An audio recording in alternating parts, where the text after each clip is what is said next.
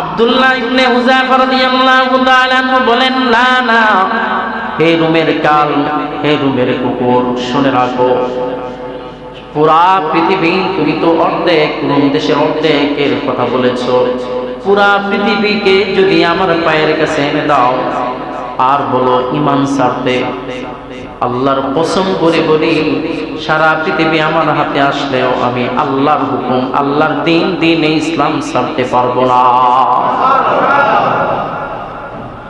আব্দুল্লাহ ইবনে হুযায়ফার এই কথার কারণে রোমক বাদশাহ বড় আশ্চর্যান্বিত হয়ে গেল যে তাকে বললাম আমার মেয়েকে বিয়ে দিব, তুমি তোমার কালেমা ইসলাম ছাড়ো, তুমি তোমার ইসলামকে ছেড়ে দাও, খ্রিস্ট ধর্ম অনুসরণ করো, এই খ্রিস্ট এই ধর্মের মধ্যে প্রবেশ করো। তারপরেও সে মানল না। তখন বলল, ঠিক আছে, তুমি যেহেতু এটাও গ্রহণ করলা না, যাও, তোমাকে জেলের মধ্যে বন্দী করে রাখা হবে। তখন তাকে জেলের মধ্যে বন্দী করে রাখা হলো। খাদেমদেরকে বলা হলো তাকে খাবার দিবা না, তাকে খাবার দিবা না।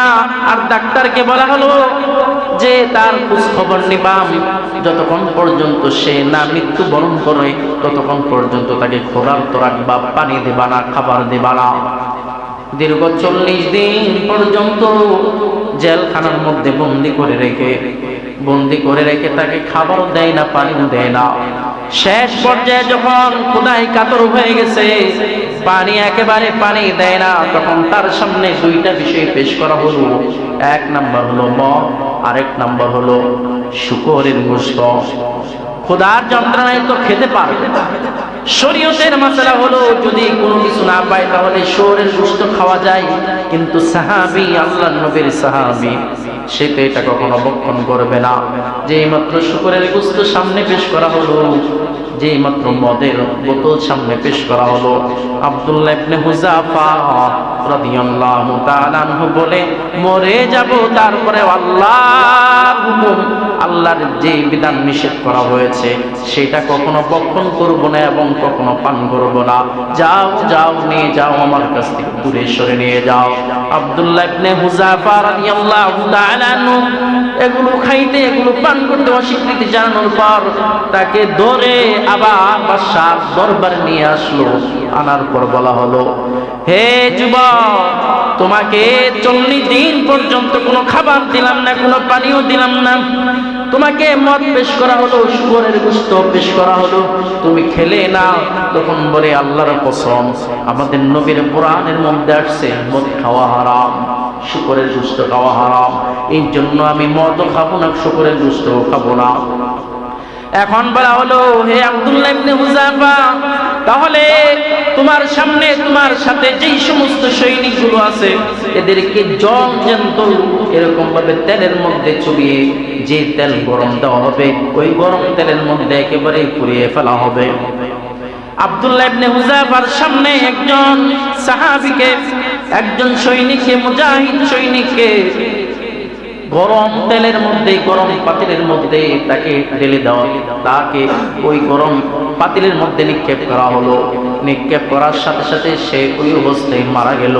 তখন আব্দুল্লাহ ইবনে হুযায়ফা চোখের পানি ছেড়ে দিয়েছে। তখন বাদশা বলে, হে আব্দুল্লাহ ইবনে হুযায়ফা, তুমি ভয় পেয়ে গেছো মনে হয়। তখন বলে, না, আমি ভয় পাই নাই, আমার আনন্দ। আজকে একজন ব্যক্তির জান আল্লাহর কাছে গেল, আল্লাহর হুকুম পালন করার জন্যই তো তার এই অবস্থা।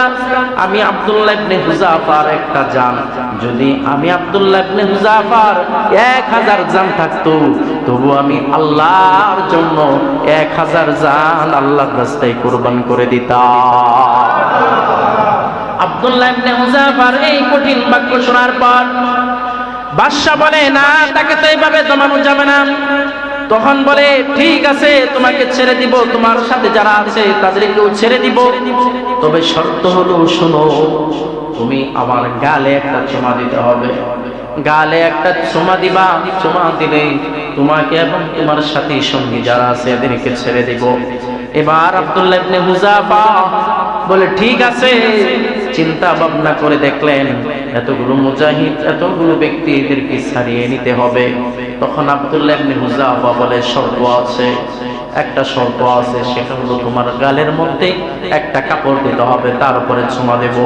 তখন আব্দুল্লাহ ইবনে হুযাফা রাদিয়াল্লাহু তাআলা আনহু ঈমান দীপ্ত কণ্ঠে বলেন, হে রুমের বাদশা শুনে রাখো, আজকে শুধু চুমা দিতেছ তোমার গালের উপরে যে কাপড় রেখে, শুনে রাখো এটা সম্মানের চুমা দিলাম এই জন্য, এই শত শত মুসলিম সৈনিকদেরকে বাঁচানোর জন্য। তখন আব্দুল্লাহ ইবনে হুযাফা ওই বাদশার গালের উপরে একটা কাপড় রেখে চুমা দিয়ে তখন এদেরকে ছাড়িয়ে নিয়ে মদিনা অভিমুখে রওনা হয়ে গেলেন।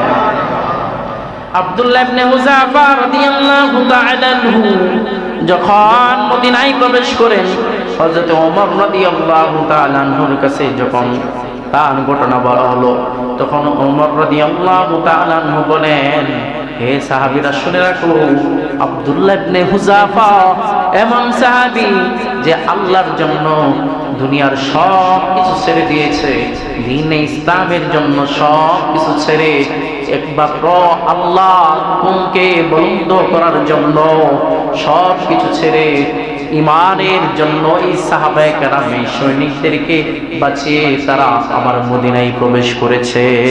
সুবহানাল্লাহ। তো ঈমান মানুষের ঈমান যখন কারো ভিতরে ঢুকে যায়, হাজার চেষ্টা করেও তাকে ঈমান থেকে সরানো যায় না। বেলাল হাবশী রাদিয়াল্লাহু তাআলা আনহু উমাইয়ার গোলাম ছিলেন।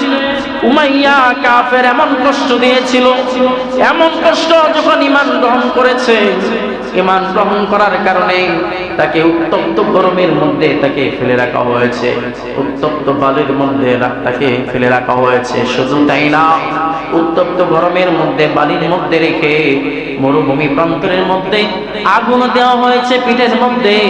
হযরতে বেলাল হাবশী রাদিয়াল্লাহু তাআলা আনহু তখনও শুধু জবান দিয়ে একটা শব্দ, আহাদ আহাদ আহাদ। তখন কানের কাছে কানটা লাগাইয়া হযরতে বেলাল রাদিয়াল্লাহু তাআলা আনহুর মুখের মধ্যে কাফেররা কান লাগায় শুনে কি বলে। তখন শুধু একটা বাক্য বলে, আহাদ আহাদ আহাদ, আল্লাহ এক আল্লাহ এক। সুবহানাল্লাহ। আল্লাহ এক, আল্লাহ এক, এক আল্লাহকে বিশ্বাস করি, রাসূলকে মানি, দুনিয়া যত কষ্টই হোক না কেন। এই বেলাল রাদিয়াল্লাহু তাআলা আনহু যখন হযরত আবু বকর রাদিয়াল্লাহু তাআলা আনহু বললেন, আল্লাহর রাসূল বললেন, হে আবু বকর তুমি বেলালকে ছাড়িয়ে দাও, তার গোলাম থেকে মুক্তি দাও। উমাইয়ার কাছে যখন এই সংবাদ পাঠালো যে আবু বকর বেলালকে কিনতে চায়, তখন উমাইয়া যেই গোলামের দাম ছিল 5000 দিরহাম, ওই গোলামের দাম বাড়াইছে 50000 দিরহাম। আবু বকর রাদিয়াল্লাহু তাআলা আনহু তার চড়া দাম দিয়ে বেলাল রাদিয়াল্লাহু তাআলা আনহু কিনে রাসূলের কাছে নিয়ে আসছে, বলতেছে, ও পয়গম্বর আমি বেলালকে গোলাম থেকে মুক্তি দিয়ে আমি নিয়ে আসলাম, আল্লাহর নামে তাকে আমি আজাদ করে দিলাম। এই সাইয়্যিদিনা বেলাল রাদিয়াল্লাহু তাআলা আনহু বেলাল রাদিয়াল্লাহু তাআলা আনহু যখন আল্লাহর নবী মেরাজে গিয়েছেন, মেরাজে যাওয়ার পর জান্নাতে জুতার খরমের আওয়াজ, জুতা খরমের আওয়াজ শোনা যায়। তখন জিবরিল আমিন আলাইহিস সালাতু ওয়াসসালামকে জিজ্ঞেস করেছিলেন, আল্লাহর নবী জান্নাতে এই জুতার আওয়াজ কার? তখন জিবরাইল আমিন বলেন, ওগো পয়গম্বর এটা আর কারো আওয়াজ নয়, এটা হলো বেলালের আওয়াজ। বেলাল রাদিয়াল্লাহু তাআলা আনহুকে আল্লাহর নবী যখন মেরাজ থেকে আসলেন, আসার পর জানালেন, হে বেলাল তুমি যে হেঁটে হেঁটে আওয়াজ দিয়ে যে মসজিদে এসো, ফজরের আগে এসে আজান দাও, ওই আজানের সময় যখন তুমি আসো জুতার আওয়াজ হয়, এই আওয়াজটা আমি তোমার এই জুতার আওয়াজটা জান্নাতের মধ্যে শুনেছি। তাহলে দেখেন, ঈমান যখন আনে, শিরক থেকে যখন দূরে সরে যায়,